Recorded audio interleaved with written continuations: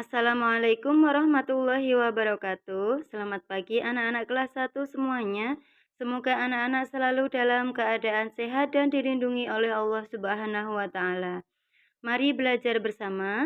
Hari ini kita akan belajar dari buku tema 6, Lingkungan Bersih, Sehat dan Asri. Subtema 4, Bekerja sama menjaga kebersihan dan kesehatan lingkungan. Pembelajaran 1. Dengan muatan pelajaran PPKN, Bahasa Indonesia, dan SBDP. Setelah mempelajari materi ini, anak-anak diharapkan dapat 1. Menjelaskan dan menulis kalimat ungkapan pemberitahuan dengan tepat. 2. Menggali informasi dan membuat daftar kegiatan sesuai dengan aturan menjaga kebersihan di lingkungan rumah. 3. Mengidentifikasi pemanfaatan dan membuat karya kerajinan dengan memanfaatkan bahan-bahan yang berasal dari hewan dengan tepat. 4. Bersyukur dan memiliki pemahaman akan keberadaannya sebagai makhluk Tuhan yang saling membutuhkan satu sama lain dan perlu memiliki sikap saling menghargai, peduli, jujur, santun, dan bertanggung jawab.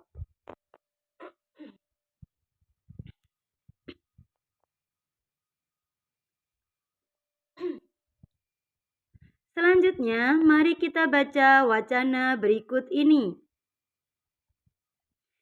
Orang-orang tinggal di tempat berbeda. Ada yang tinggal di kota, ada juga yang tinggal di desa. Semua orang menginginkan lingkungan bersih. Lingkungan bersih membuat tubuh sehat. Lingkungan kotor membawa penyakit. Bekerja samalah menjaga lingkungan. Tetap bersih. Tuhan mencintai orang yang menjaga lingkungan.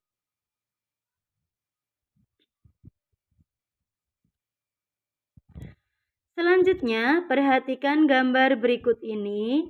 Ada dua gambar di situ. Yang pertama adalah gambar lingkungan rumah yang bersih dengan tempat sampah di depannya.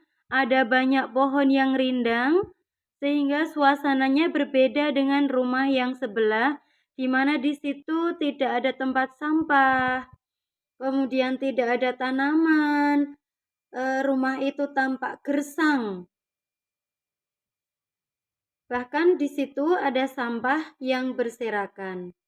Nah, melihat dua gambar ini, kita harus ingat satu kalimat yang berbunyi kebersihan pangkal kesehatan. Jadi kalau kita suka bersih, kita menjaga tubuh kita bersih, lingkungan kita bersih, maka kita akan juga menjaga kesehatan kita sendiri. Selanjutnya, Lani bercerita tentang bekerja sama. Lani bercerita tentang bekerja sama menjaga lingkungan. Bacalah dengan suara nyaring.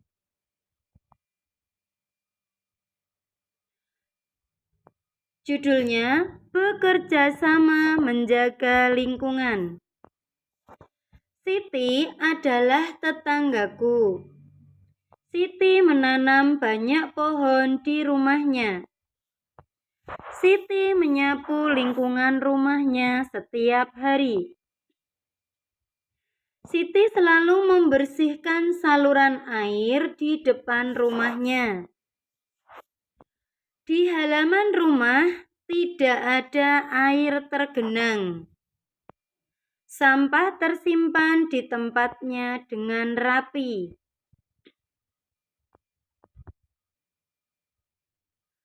Nah, berikut ini gambar rumah Siti.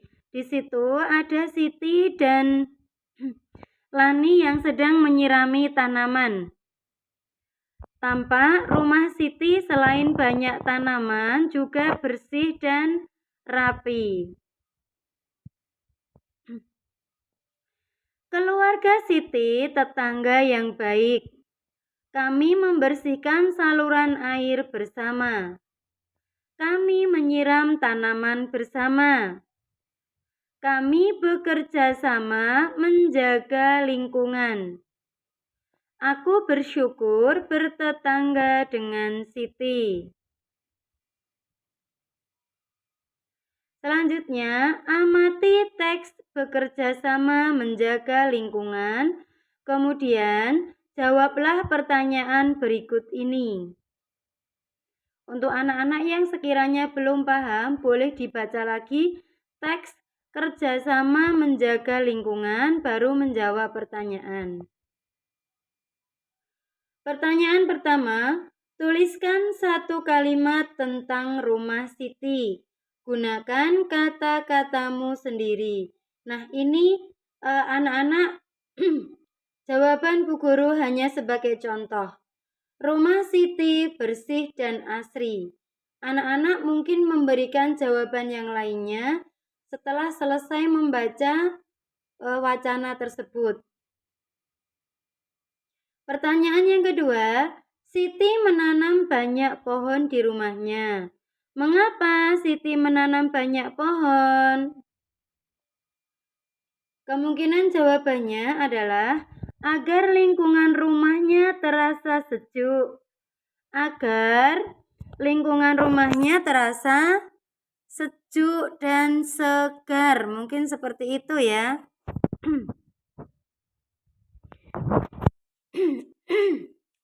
Pertanyaan yang ketiga, beritahu temanmu tentang rumahmu, gunakan kata-katamu sendiri.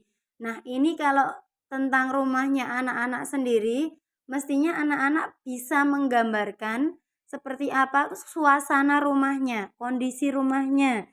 Kalau anak-anak mengalami kesulitan, boleh bertanya kepada ayah dan ibu. Nah, di sini Bu Guru akan memberi contoh jawaban. Rumahku terletak di pinggir jalan. Banyak tanaman di sekitar rumahku, sehingga suasana rumahku terasa sejuk. Nah, anak-anak bisa memberikan contoh gambaran yang lainnya. Pertanyaan keempat, lingkungan rumahmu kotor. Bagaimana perasaanmu? Nah, kemungkinan jawabannya adalah aku merasa tidak nyaman. Anak-anak boleh memberikan jawaban yang lainnya sesuai dengan apa yang dirasakan oleh anak-anak sendiri. Nah, anak-anak, ungkapan pemberitahuan isinya memberitahukan sesuatu. Misalnya, Siti menyapu lingkungan rumahnya setiap hari. Di sini, Lani memberitahu kepada kita bahwa Siti menyapu lingkungan rumahnya setiap hari. Intinya, ungkapan pemberitahuan adalah orang itu menceritakan atau ngasih tahu orang lain gitu tentang apa yang dia katakan. Amati kembali teks bekerja sama menjaga lingkungan. Tulislah ungkapan pemberitahuan. Nah, di sini Bu Guru kasih contoh. Anak-anak boleh memberikan jawaban berdasarkan pemahamannya anak-anak sendiri. Contohnya, Siti adalah tetanggaku. Siti menanam banyak pohon di rumahnya. Siti menyapu lingkungan rumahnya setiap hari. Siti selalu membersihkan saluran air di depan rumahnya. Keluarga Siti tetangga yang baik. Siti selalu menjalankan aturan di lingkungan rumah. Amati gambar aturan menjaga lingkungan rumah berikut ini. Beri tanda centang jika menunjukkan aturan. Beri tanda silang jika tidak menunjukkan aturan. Gambar yang pertama, di situ Siti membuang sampah di tempat sampah, maka kita beri tanda centang karena sesuai aturan. Gambar yang kedua, Lani membuang sampah juga di tempat sampah. Kita beri tanda centang karena sesuai aturan. Gambar yang ketiga, Siti dan Lani membuang sampah di selokan atau di sungai. Kita beri tanda silang karena sikap mereka tidak sesuai aturan. Selanjutnya, Siti dan Lani membersihkan sampah yang ada di selokan atau di sungai. Kita beri tanda centang karena merupakan sikap yang sesuai aturan. Ada dua orang anak yang sedang makan, kemudian bungkus jajannya dibuang sembarangan. Nah, kita beri tanda silang karena sikap mereka tidak sesuai aturan. Siti dan Lani selalu menjaga kebersihan lingkungan. Tuliskan kegiatan-kegiatan yang mereka lakukan. Nah, berdasarkan kelima gambar tadi, kita bisa melihat kegiatan-kegiatan yang Siti dan Lani lakukan untuk menjaga kebersihan lingkungan. Yang pertama, membuang sampah di tempat sampah. Kemudian yang kedua, membersihkan selokan atau sungai. Dayu sangat mencintai lingkungan. Dayu menemukan kemoceng rusak di gudang. Kemoceng itu sulak, nggih. Dayu ingat pesan ibu guru. Kita harus menjaga lingkungan. Misalnya, dengan memanfaatkan barang rusak. Nah, tadi Dayu menemukan kemoceng atau sulak yang sudah rusak ya. Dayu mengajak Siti memanfaatkan kemoceng rusak. Mereka membuat kerajinan bersama-sama. Nah, kegiatan yang dilakukan oleh Dayu termasuk mendaur ulang sampah. Kemoceng rusak itu kan sudah termasuk sampah. Nah, karena mereka memanfaatkan lagi barang yang sudah menjadi sampah atau barang yang sudah rusak, maka mereka bisa disebut mendaur ulang sampah. Berikut ini cara membuatnya. Perhatikan baik-baik ya. 1. Lepaskan bulu ayam dari kemoceng. Diprotoli, dipritili, tapi hati-hati ya. Karena nanti kalau tambah rusak tidak bisa dimanfaatkan lagi. Boleh menggunakan gunting atau pisau, yang penting hati-hati. Yang kedua, cuci bersih dengan air bersabun. Karena kemocengnya adalah kemoceng bekas, kemungkinan bulu-bulu yang ada di situ sudah banyak tertempel debu maupun sampah. Agar bisa dimanfaatkan lagi, sebaiknya dicuci bersih dengan air sabun terlebih dahulu. Tentunya juga untuk membersihkan kuman maupun bakteri yang mungkin menempel pada kemoceng tersebut. Yang ketiga, bilas dan jemur di panas matahari. Jangan lupa bersihkan di air mengalir agar sabunnya bisa bersih dari bulu-bulu kemoceng. Kemudian keringkan di bawah sinar matahari sampai benar-benar kering. Selanjutnya, jika sudah kering, bulu ayam siap digunakan. Kira-kira dimanfaatkan untuk apa saja ya? Nah, amatilah karya kerajinan berikut ini. Dapatkah kamu membuatnya? Bulu ayam yang sudah dicuci tadi, dibersihkan lagi, bisa dimanfaatkan lagi. Mungkin bisa digunakan untuk membuat kemoceng lagi, bisa dibikin sulak lagi. Bisa digunakan untuk menghias pensil, bisa digunakan untuk membuat kok, bisa juga untuk membuat hiasan kepala atau topi ya, topi dari bulu ayam. Kalau anak-anak mungkin menyebutnya mau dipakai untuk pentas ya, mahkota dari bulu ayam gitu. Apakah kamu memiliki ayam di rumah? Apakah kamu mempunyai burung atau angsa?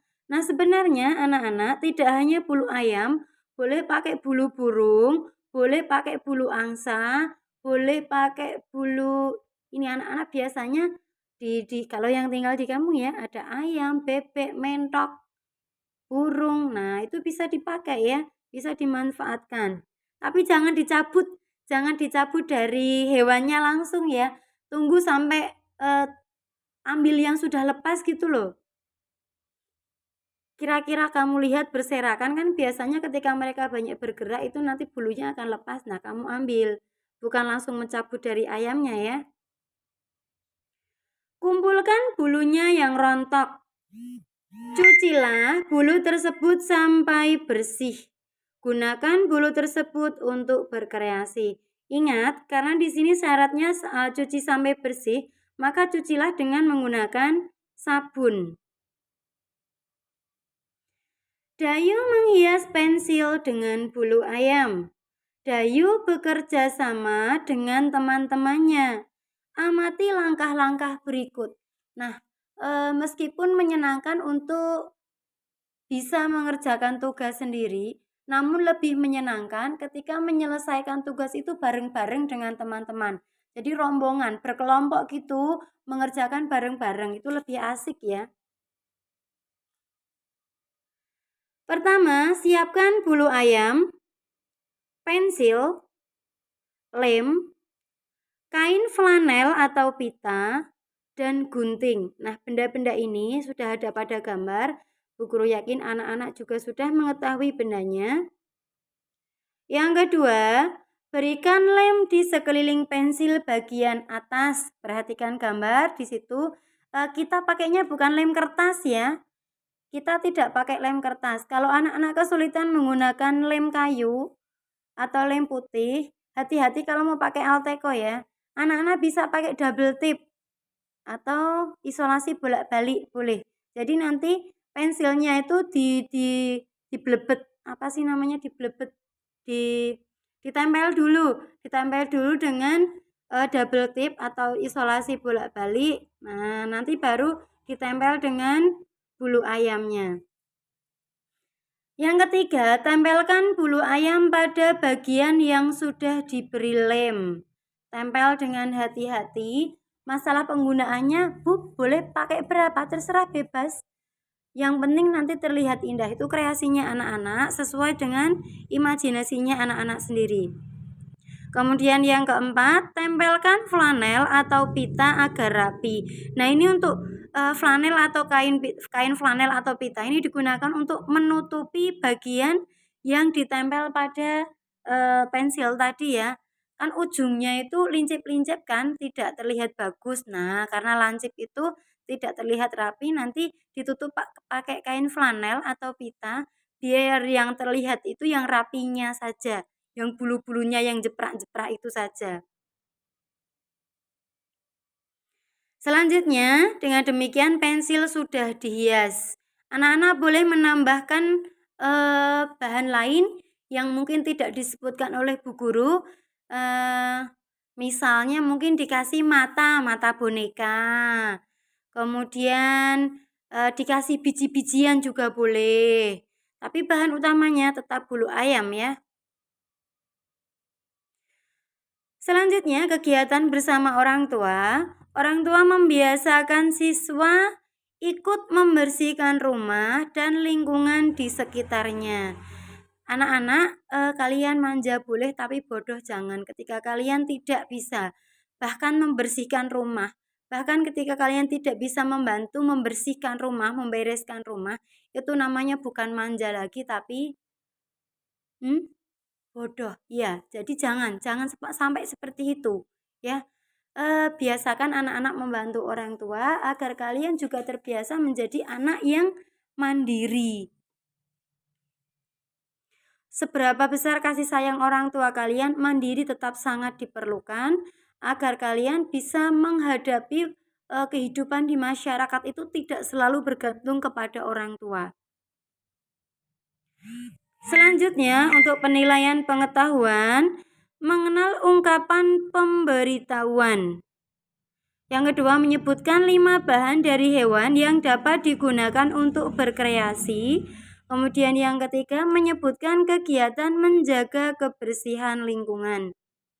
Untuk penilaian keterampilan, membuat kerajinan dari bahan hewan dengan kriteria penilaian: 1. Kreativitas, 2. Pewarnaan, 3. Sikap tanggung jawab. Nah, anak-anak, terima kasih sudah menonton video ini. Semoga bermanfaat untuk anak-anak semuanya. Selamat belajar dan tetap semangat. Wassalamualaikum warahmatullahi wabarakatuh.